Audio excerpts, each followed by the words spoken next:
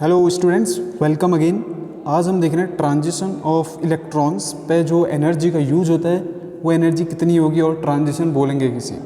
जो हमने Bohr's atomic model देखा था तो उसने आपको बताया था किसी भी पर्टिकुलर एनर्जी लेवल के लिए या स्टेशनरी एनर्जी लेवल जिसे आप बोलते हैं, उसकी जो एनर्जी होती है वो क्या होती है। Energy at the nth level is equal to minus R H upon n square, ठीक है, इंटू जेड स्क्वायर। जेड जहाँ पर क्या होता है एटॉमिक नंबर, अगर आप हाइड्रोजन के लिए देखें तो जेड की वैल्यू क्या हो जाएगी 1 हो जाएगी, ठीक है। ये तो क्या बोला था, energy of a electron at a particular energy level, ठीक है। तो यहाँ से हम आर एच की वैल्यू रख सकते हैं जिसे आप रिडबर्ग कांस्टेंट बोलते हैं, ठीक है। वो कितनी थी यहाँ पर हम बोल सकते हैं, अगर उसके लिए एग्जैक्ट वैल्यू बोलें, energy at nth level equal to आया था आपका -2.18 इंटू 10⁻⁻18 जूल पर एटम, ठीक है। ये एनर्जी आई थी into z square upon n square आपने किया था, ठीक है। तो अब यहाँ पर ये जो वैल्यू है इसको तो हम रिडबर्ग कांस्टेंट बोलते हैं। इस वैल्यू को हम यहाँ पर अप्लाई कर सकते हैं या आर एच लिख सकते हैं सिंपली, ठीक है।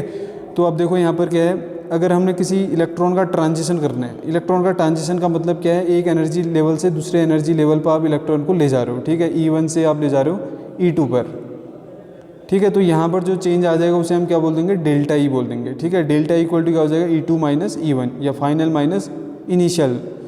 तो उसकी जो वैल्यू होगी उसकी वैल्यू हम यहाँ से निकाल सकते हैं, जो डेल्टा ई की वैल्यू है कितनी आएगी, ठीक है।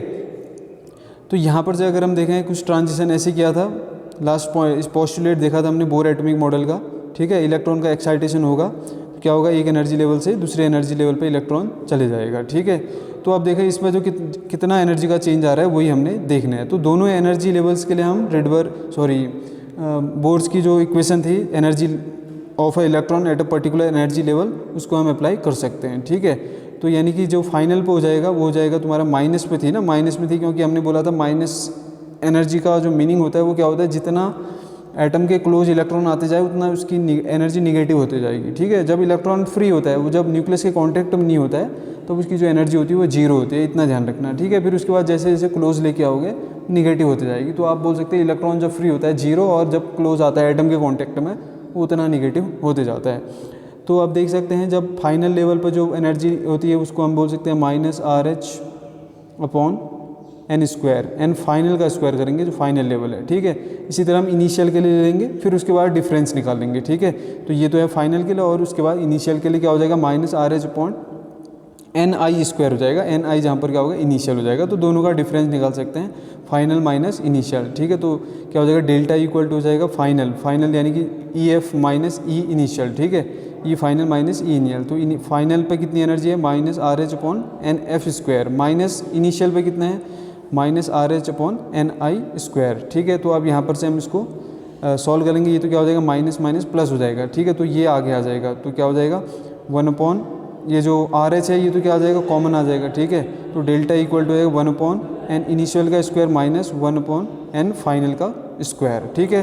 तो अब यहाँ पर से आर एच की वैल्यू रख लेते हैं हम, जूल पर एटम में अगर आपने रखना है तो ये वैल्यू कितनी है, 2.18 इंटू 10⁻⁻18 आर एच की वैल्यू है। तो ये हो जाएगा into 1 upon N I square या N1 square upon 1 upon N2 square या एन फाइनल स्क्वायर जूल पर एटम होता है, ठीक है। तो ये एनर्जी का जो डिफरेंस आता है वो कब आता है, जब आप एक इलेक्ट्रॉन को दूसरे एनर्जी लेवल पर आप क्या कर रहे होते हैं, एक्साइट कर रहे होते हैं, ठीक है। अब जब डी एक्साइट कर रहे हैं तभी भी यही चेंज आएगा, ठीक है। इतना याद रखना, जब डी एक्साइटेशन होगा तो उस केस में क्या हो जाएगा, जो फाइनल होगा वो क्या हो जाएगा, फाइनल ये हो जाएगा नीचे वाला 1 लेवल, और जो इनिशियल है वो 2 वाला लेवल हो जाएगा, ठीक है। तो जो एनर्जी की वैल्यू आएगी सेम आएगी, बट क्या आएगी, साइन क्या हो जाएगा उसका, निगेटिव हो जाएगा, ठीक है। तो इतना आप ध्यान रखना, जब भी आप एक्साइटेशन या डी एक्साइटेशन करते हैं तो उसमें जो एनर्जी का चेंज आता है वो कितना होता है, वो आपके लिए पास इक्वेशन है, ठीक है। तो इस इक्वेशन के अकॉर्डिंग आप क्या कर सकते हैं, क्वेश्चंस को सॉल्व कर सकते हैं। जब आपको बोला है एनर्जी लेवल दिए हुए हैं, आपसे पूछा एनर्जी का डिफरेंस निकालो या कितनी एनर्जी एक्साइटेशन में चाहिए होगी, ये आप बता सकते हैं, ठीक है। तो ये क्वेश्चन है आपकी फाइनल, ठीक है। अब देखो ये तो क्या था, एनर्जी था। अब इसी तरह वेव नंबर भी निकाल सकते हैं, ठीक है। वेव नंबर या वेव लेंथ भी निकाल सकते हैं। तो आप क्या करेंगे, यहाँ पर थोड़ा सा इसको आगे बढ़ाते हैं। तो अगर हम देखें डेल्टा ई तो क्या आया था, डेल्टा ई जो आपका आया था वो था R H into 1/n1 square minus 1/n2 square. ठीक है, ये इक्वेशन आई थी। तो देखो ये तो किसमें जूल पर एटम में है, तो ये तो एनर्जी है ना। डेल्टा इक्वल टू क्या होता है, अगर हम प्लांक की equation delta equal to h nu, ठीक है, तो एच न्यू लगाएंगे तो न्यू की वैल्यू लिखेंगे। न्यू इक्वल टू क्या हो जाएगा यहाँ पर से delta equal to h nu, ठीक है, और न्यू इक्वल टू यहाँ से सी अपॉन लैम्डा हो जाएगा, तो एच सी अपॉन लैम्डा। ठीक है, तो यहाँ से हम जो डेल्टा ई की जगह क्या रख सकते हैं, एच सी अपॉन लैम्डा। ठीक है, तो यहाँ पर एच सी को हम राइट साइड में ले आएंगे। ठीक है, तो यहाँ से क्या हो जाएगा, देखो या तो आप एच सी से डिवाइड कर दो, ठीक है, दोनों साइड डेल्टा ई को आप दोनों साइड एच सी से डिवाइड कर दो, तो आपका क्या हो जाएगा यार 1/लैम्डा रह जाएगा। ठीक है, अगर इसको एस से आप डिवाइड करते हैं तो क्या हो जाएगा 1/लैम्डा आपका बच जाएगा। ठीक है, तो यहाँ से आपका आ जाएगा 1/लैम्डा इक्वल टू, या ऐसे भी बोल सकते हैं delta E upon h c equal to r H upon h c 1/n1 square minus 1/n2 square, या 1/n initial square minus 1/n final square. ठीक है, तो अब यहाँ पर देखो ये जो वैल्यू आएगी ये किस में आएगी, अब देखो ये तो आपका 1/लैम्डा निकाल रहे हैं। ठीक है, 1/लैम्डा तो यानी कि ये क्या है वेव लेंथ का इन्वर्स है, तो ये किस में आ जाएगा पर मीटर में आ जाएगा। ठीक है, तो पर मीटर में आपका ये आ जाता है 1.0966 आर एच की वैल्यू। ठीक है, यहाँ पर भी आर एच की जो वैल्यू है उसे हम रिडबर्ग कांस्टेंट बोलते हैं, या रिडबर्ग कांस्टेंट की वैल्यू जो होती है वो होती है 1.0967 इंटू 10⁻7 होती है, तो 1/n1 square minus 1/n final square पर मीटर। तो नॉर्मली आपको अगर हम देखेंगे इसको हम क्या बोल सकते हैं 1/लैम्डा को न्यू बार भी बोल सकते हैं। ठीक है, तो फाइनल में न्यू बार इक्वल टू क्या हो जाएगा, इसको आप अगर पर सेंटीमीटर में, ज़्यादातर क्वेश्चन पर सेंटीमीटर होंगे, तो आप इसको क्या कर लोगे पर मीटर है तो मीटर को सेंटीमीटर करोगे नीचे 100 हो जाएगा। ठीक है, तो ये हो जाएगा 10⁻2 है तो 10⁻2 यहाँ कैंसिल हो जाएगा। ठीक है, तो उसके बाद फाइनली 10⁵ बच जाएगा यहाँ, तो इसको आप यहाँ डेसिमल को आगे ले सकते हैं 5 प्लेस, तो 109677 हो जाएगा। ठीक है, तो क्या हो जाएगा न्यू बार इक्वल टू 109677, फिर क्या हो जाएगा 1/n1 square minus 1/n2 square, या n फाइनल का स्क्वायर भी आप कर सकते हैं, पर सेंटीमीटर हो जाएगा। ठीक है, तो इस तरीके इस इक्वेशन को आप सबको समझ में आएगी, इसे रिडबर्ग इक्वेशन भी बोलते हैं।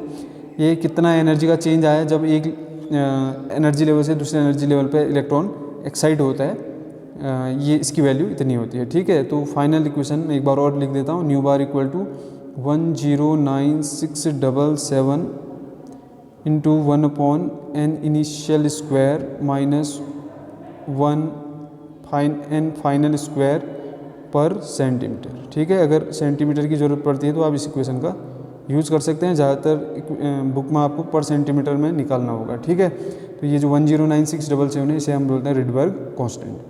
तो इतना आपको क्लियर होगा एक्साइट करते पर कितनी एनर्जी का यूज आप करते हैं। तो नेक्स्ट वीडियो में हमने देखना है लाइन स्पेक्ट्रम ऑफ हाइड्रोजन। ठीक है, अब हाइड्रोजन एटम को हम एक्साइट कराएंगे, फिर उससे जो इलेक्ट्रोमैग्नेटिक रेडिएशन रिलीज होगी उसका हम ऑब्जर्वेशन करेंगे। फिलहाल हम यहीं पर आज एंड कर रहे हैं। Till then thank you for watching, God bless you all.